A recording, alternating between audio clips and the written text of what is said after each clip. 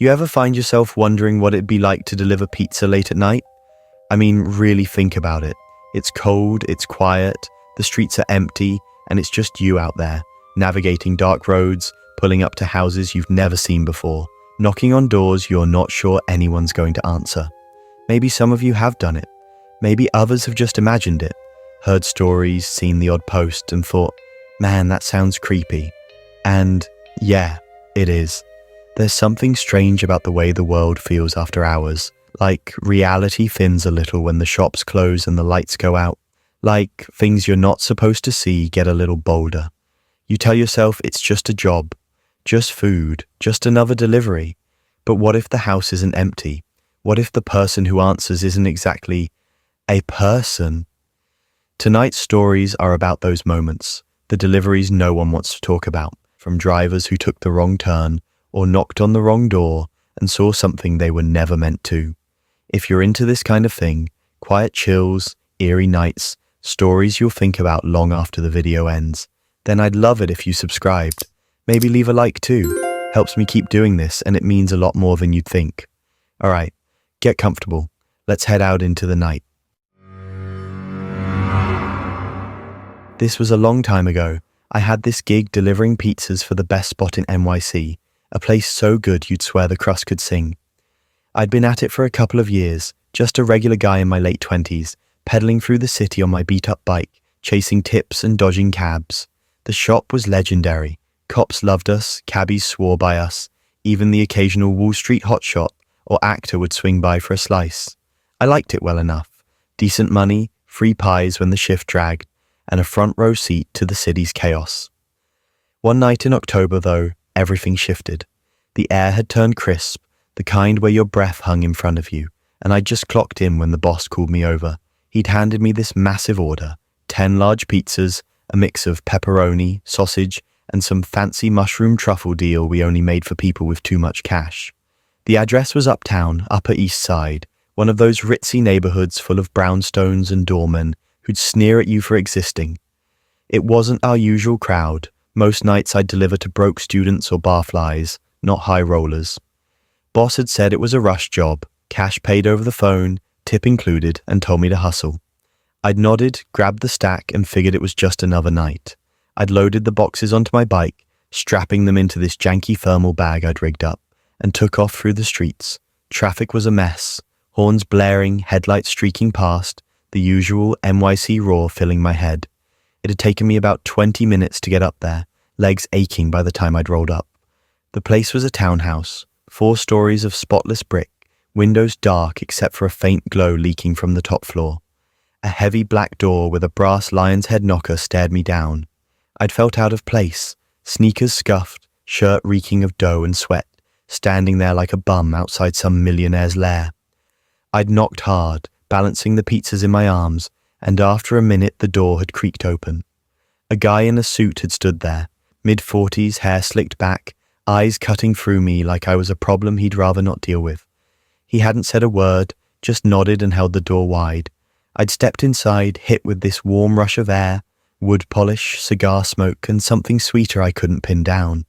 The foyer had been all marble and mirrors, a chandelier sparkling overhead, making me feel even smaller than I already did. The suit guy had pointed up this huge staircase, dark wood, plush carpet runner, and I'd started climbing, careful not to drop the boxes. Voices had drifted down as I'd gone, low and serious with a few laughs breaking through, like a party I wasn't invited to. I'd reached the 3rd floor, found this wide hallway with doors lining it, and spotted one cracked open, light spilling out. The voices had gotten louder, so I'd nudged the door with my shoulder and walked in. The room had been massive. High ceilings, leather couches, bookshelves stuffed with stuff nobody'd ever touch. About 15 guys had filled the space, all in suits, ties loose, holding glasses of what looked like whiskey or scotch.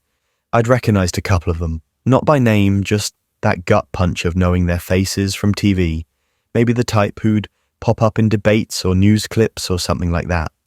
They'd been in their 50s or 60s, some grey, some bald, laughing too loud, slapping each other's backs like old pals. The air had carried that rich stink of money and smoke, mixed with that odd sweet note hanging around. One of them had turned a bull guy, face red and jowly, like he'd been at the bottle all day, and waved me over. He'd told me to set the pizzas on this long table near the back, already littered with empty bottles and overflowing ashtrays. I'd kept my head down, unloaded the boxes, pepperoni, sausage, the truffle nonsense, and listened to the room hum around me. They'd been talking about some vote, some deal, dropping names I'd half known but couldn't place. I hadn't cared. My job was to drop the pies and get out, not eavesdrop. It had taken me a couple minutes to stack everything, wiping my hands on my jeans as I'd finished. The bald guy had given me a quick nod, muttered something about keeping the change, and turned back to his crew without a second look. I'd started for the door, ready to haul ass down those stairs, when I'd caught it, just a flash, out of the corner of my eye, through a side door left ajar. I hadn't meant to see it, hadn't wanted to, but it had stopped me cold. The door had led to a smaller room, dim, with flickering light spilling from what looked like candles. Dozens of them, stubs dripping wax onto the floor. In the middle, I'd glimpsed a figure. A guy, tall and broad, shirt off, wearing this freaky animal mask, like a wolf's head with jagged antlers bolted on. He'd been bent over a table smearing something dark, in slow, deliberate streaks across the wood. Another shape had moved behind him, someone on their knees, head bowed, shirt torn open, hands gesturing in a strange way. A low chant had hummed through the air, guttural and wrong. I hadn't seen faces, hadn't gotten more, but it had hit me like a nightmare. Ritualistic, twisted, something secret and sick. I'd frozen there, grease still on my fingers, heart slamming in my chest. The main room had kept going. Laughter, glasses clinking, like nothing was off. I'd snapped out of it, turned fast, and headed for the hall. The suit guy had been waiting there, staring me down, pointing to the stairs without a word. I'd bolted, legs wobbly, pizzas left behind, didn't care. I'd hit the foyer, yanked that black door open, and stumbled into the night. My bike had still been chained up outside. I'd fumbled the lock, hands shaking, not from the cold, and pedaled back hard, wind stinging my face, cars honking as I'd cut through. My head had been spinning, that mask and the chant replaying over and over. It hadn't made sense, and I hadn't wanted it to. I'd gotten back to the shop, dumped my bike, and clocked out early. Boss had asked what was wrong. I'd said I felt sick, which wasn't a lie. That night, I'd crashed at my place, a crummy Brooklyn walk-up, mattress on the floor, street noise seeping in, and couldn't shake it. I'd kept seeing that wolf mask, antlers jutting out, the guy smearing something like it was paint, that figure trembling in the shadows. The chant, low, throaty, had stuck in my ears. Jesus, that chant, had clawed into me deep. The suits next door, laughing it up, hadn't even flinched. It had felt like I'd brushed against something dark, something hidden, way beyond my world. Next day, I'd gone back to work. Had to, bills didn't wait. I'd kept my head down, delivered pies, stayed quiet. But it had followed me. Every dark street, every late run, I'd feel it creeping back. A few days later, I'd noticed this black SUV parked outside the shop, tinted windows, just sitting there for an hour. Then this suit had come in, ordered a slice and watched me while he'd eaten. Didn't say a thing, just left. Could have been coincidence, probably was, but it had felt off. I'd tried to let it go, told myself it was just a weird night, my mind running wild. But I couldn't unsee it.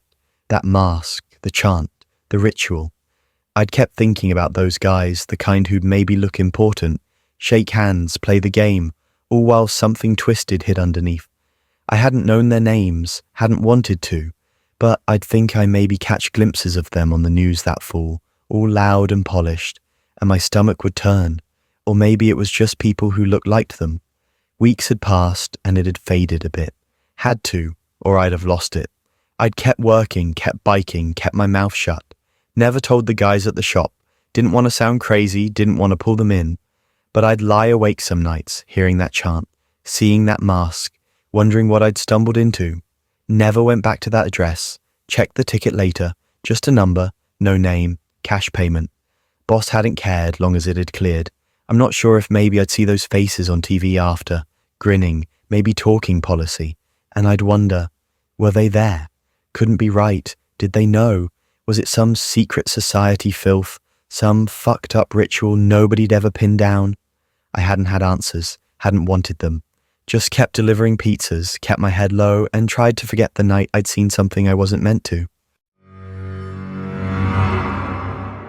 I used to do pizza delivery when I was 19, just a part-time thing while I figured my shit out.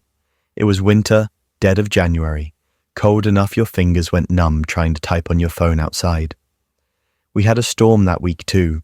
Snowbanks piled high against the curbs, half the roads weren't even cleared right, but people still wanted their damn pizza. So this night I get sent out on a late delivery, like near closing, maybe 10:45 p.m.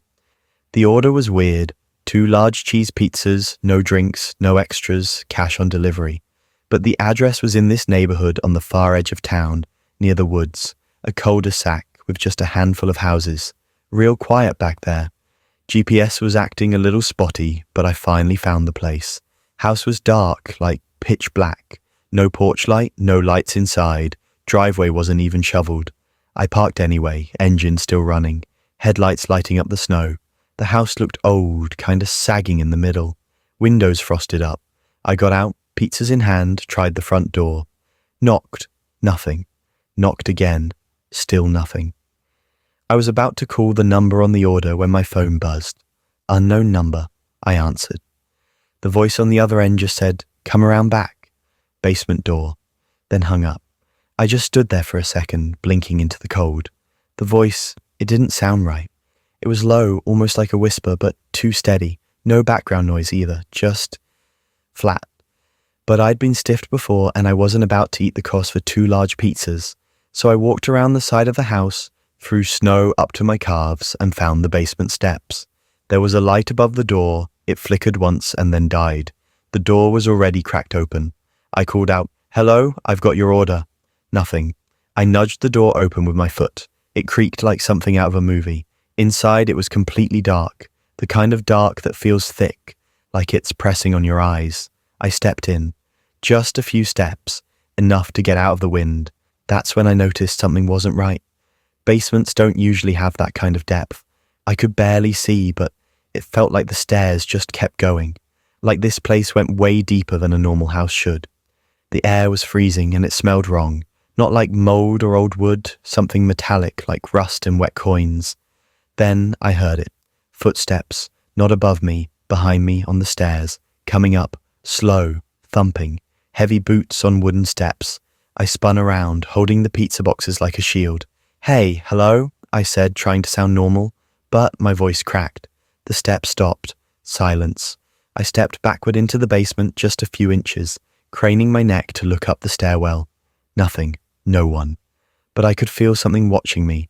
I don't care if that sounds dramatic. It was like the air had weight, like someone was holding their breath just behind your ear. I backed out, quick, didn't even say anything. I just turned and shoved the basement door shut. It didn't latch properly, so I yanked a broken shovel leaning against the side of the house and jammed it through the handle to wedge it shut. Then I sprinted back to the car, damn near dropped the pizzas. I sat there with my breath fogging the windshield, staring at that house, waiting to see if someone would come out. Nobody did. I waited a full 5 minutes. Still nothing. Eventually I peeled out of there, heart pounding, didn't stop until I got back to the store. The boss was closing up. I handed him the pizzas, untouched, and told him the customer never answered. He didn't seem surprised, just sighed and said, "That address again?" I looked at him. "What do you mean again?" He wiped his hands on a rag and said, "You're not the first driver to get sent there. The order always comes through the app, always cash. No one ever answers the door." I asked him why he didn't just block the address. He shrugged. "Only ever comes in during snowstorms, not like the place is on the map anymore." That part stuck with me. I checked later. Google Maps shows the house, but when you try to click for Street View, it skips right over it, just cuts from one side of the block to the other, like it's not there at all. But I remember it. The basement door open. The footsteps. Whatever was coming up those stairs that night wasn't coming to pay for pizza. It was coming for me.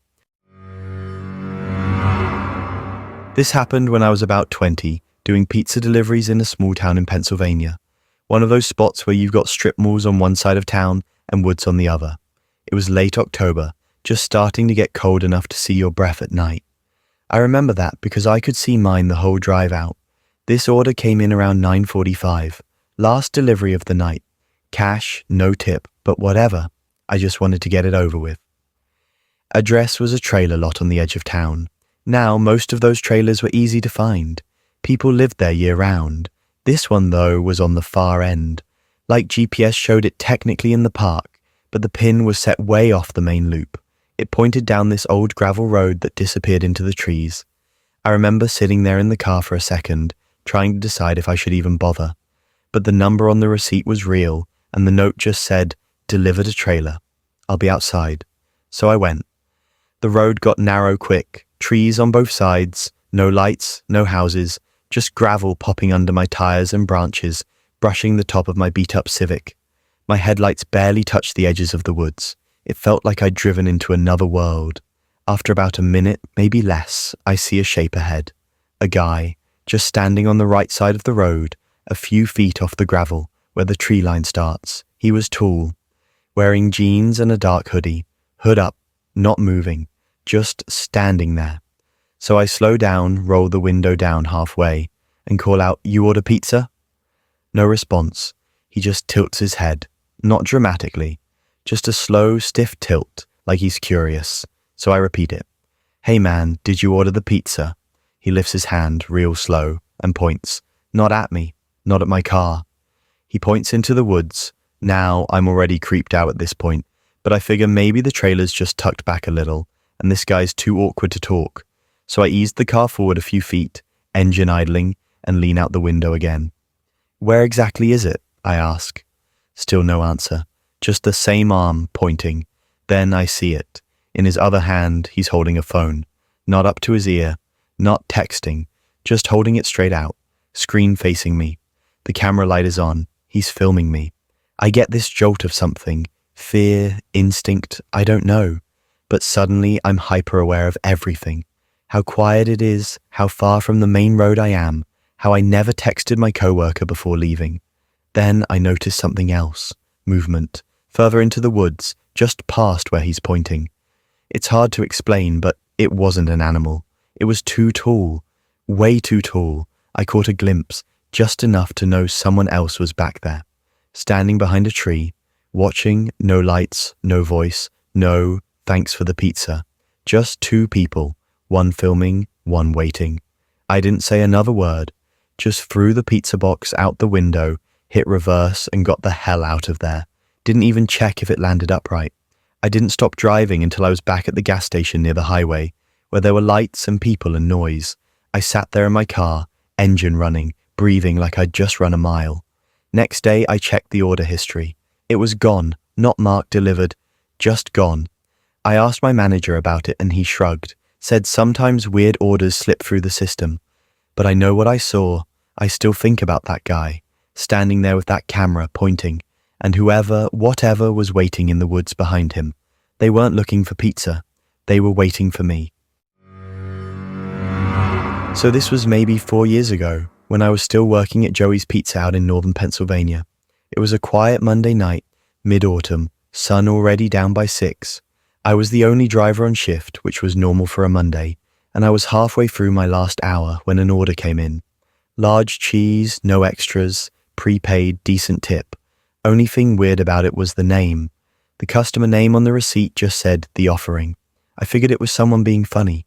You get people putting God or Satan or whatever dumb name in just to mess with us. But the address caught my eye. It was way out of town, like country road, no street lights, barely within our delivery radius.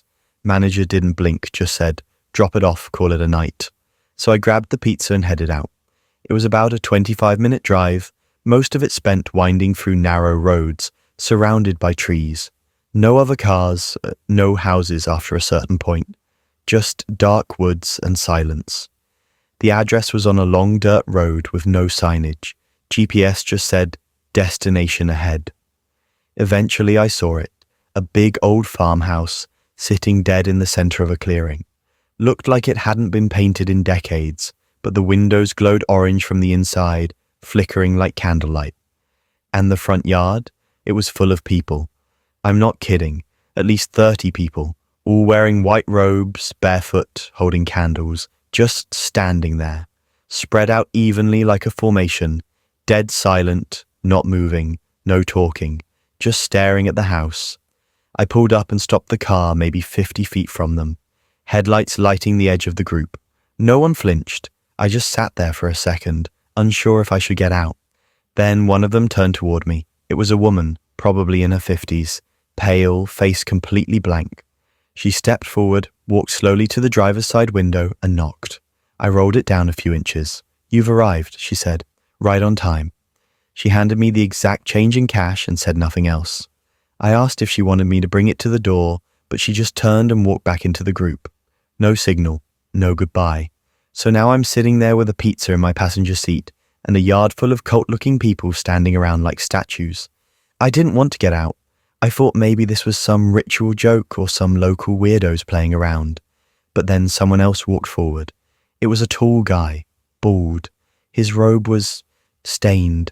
I couldn't tell with what, but it was darker in spots. He raised a hand and pointed at the porch. No words, just that slow, stiff arm movement. I didn't get out. I just cracked the window more and shouted, "I'm leaving it right here." I placed the pizza box on the hood of the car, eased it shut and backed out of that driveway without taking my eyes off the group. None of them moved, not even to grab the pizza. I was about halfway down the dirt road when I looked in the rear view. The box was still on the hood, but something new had appeared on the porch.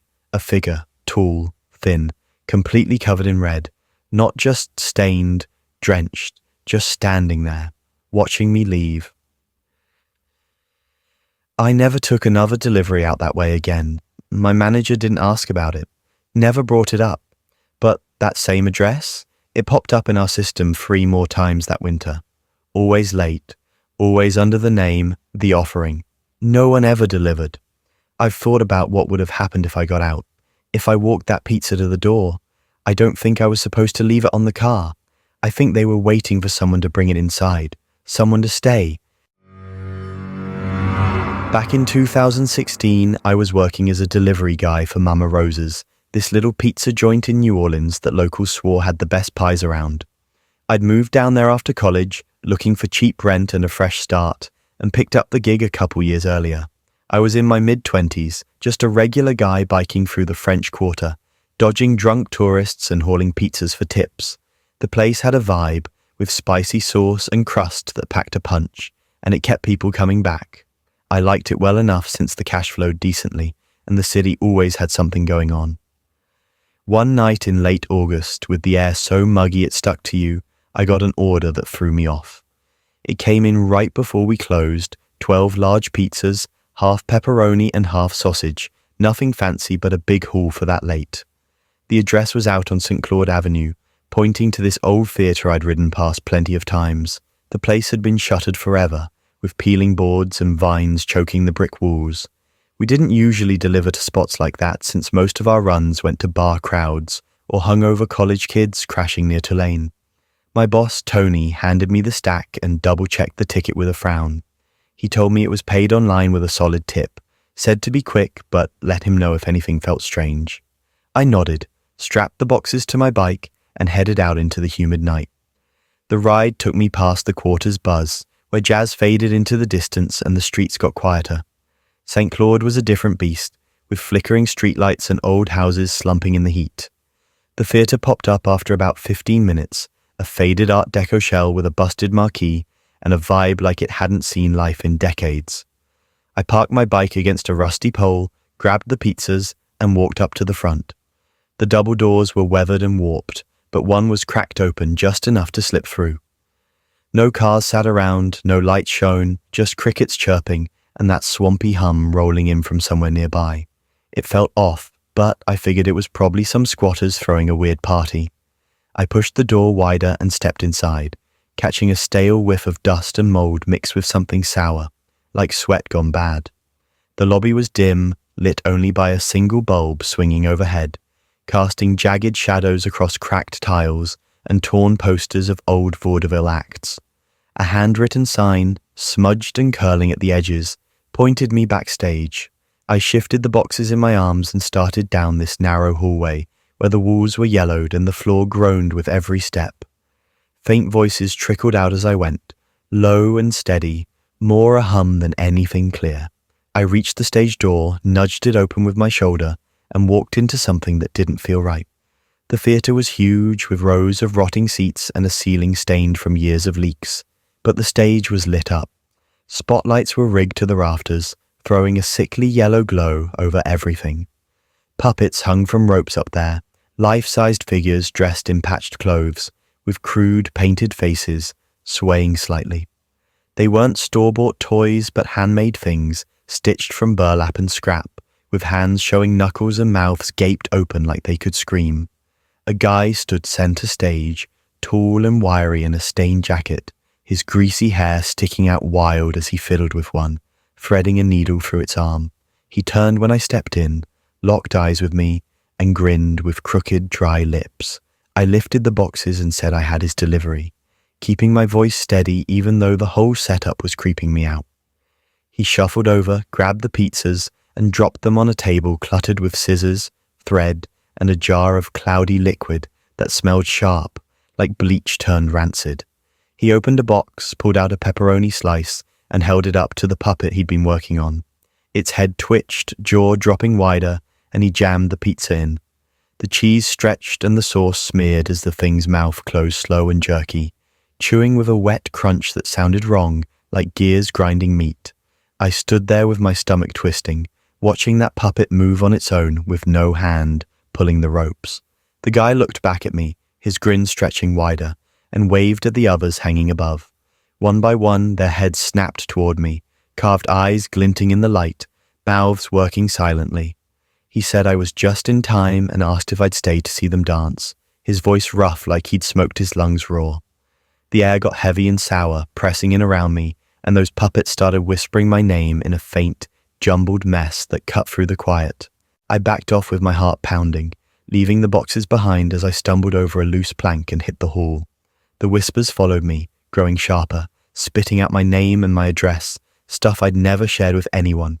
I ran with my boots slapping the tile, made it to the lobby, and yanked the door open. The humid night air slapped me back to reality, clearing my head a little. I unchained my bike with clumsy hands and pedaled back fast, tires buzzing on the cracked pavement, while the swamp sounds swallowed the voices still echoing in my ears. I got back to Mama Rosa's, parked, and walked in sweaty and shaken. Tony was still there, counting the till, and looked up with a sharp stare. He asked what was wrong, so I told him the drop was messed up, puppets moving, some freak feeding them pizza like they were alive. He cursed under his breath, checked the ticket again, and said it didn't add up since the theatre was supposed to be condemned. He told me to take the night off and let him know if anything else came up, his voice tight like he was rattled too. I nodded and headed home to my cheap rental off Magazine Street, where the windows rattled in the damp air, but sleep wouldn't come. I kept seeing that puppet shoe with sauce mixing into something darker and those carved eyes tracking me. The next morning, I found coarse black thread knotted around my bike handle, tied tight like someone had been there. I tossed it in the trash, but that night, more showed up looped through my door lock, still damp to the touch.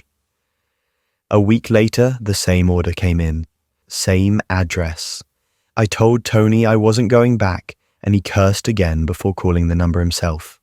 It went dead, no answer, just static. He sent the new guy, Mike, instead, and the kid came back pale, muttering about whispers and shadows before quitting 2 days later. I started noticing things after that. Crude burlap puppets in shop windows downtown, always facing me when I'd pass by. I rode by the theatre once and saw lights flickering inside with whispers leaking out. My name clear as day. I kept the job going since I had to pay bills, but every run felt off with shadows twitching in the corners of my eyes. One night, I found a half-eaten pepperoni slice in my bag with no memory of packing it. I ate it anyway, and it tasted bitter, sticking in my throat like a bad memory. Dreams turned ugly after a while, me on that stage with ropes in my arms, chewing something soft and warm while that guy stitched me up. I woke up once with thread tangled in my hair, real enough to pull free and leave a red mark. I didn't tell the crew since Tony would have dug in too hard and the others would have brushed it off as a joke. I stuck it out a few more weeks, but the whispers kept getting louder, calling me back to that damn theatre. I quit Mama Rosa's at the end of September, since I couldn't handle it anymore, and moved out of New Orleans not long after, heading up to Baton Rouge where the air was drier and no old stages lurked around. I thought it'd stop once I left, but sometimes I'd hear my name in a faint, rough laugh creeping through the walls at night. Last month I found Black Fred under my new bed, knotted and trailing into the dark. I haven't followed it and don't plan to. Thanks for watching all the way through. These stories stick with you, don't they? There's just something about the quiet jobs, the late nights, the places nobody really thinks twice about until something strange happens. That's why I keep telling these, because sometimes the scariest things don't happen in the middle of the woods. They happen in someone's basement or an old theater or right outside your car window. If you liked the video, make sure you hit subscribe. It helps a lot. Drop a like too. It tells me you're enjoying the ride. And if you want to catch the next one the second it drops, go ahead and turn on notifications. I'll see you soon. Don't take any late night deliveries.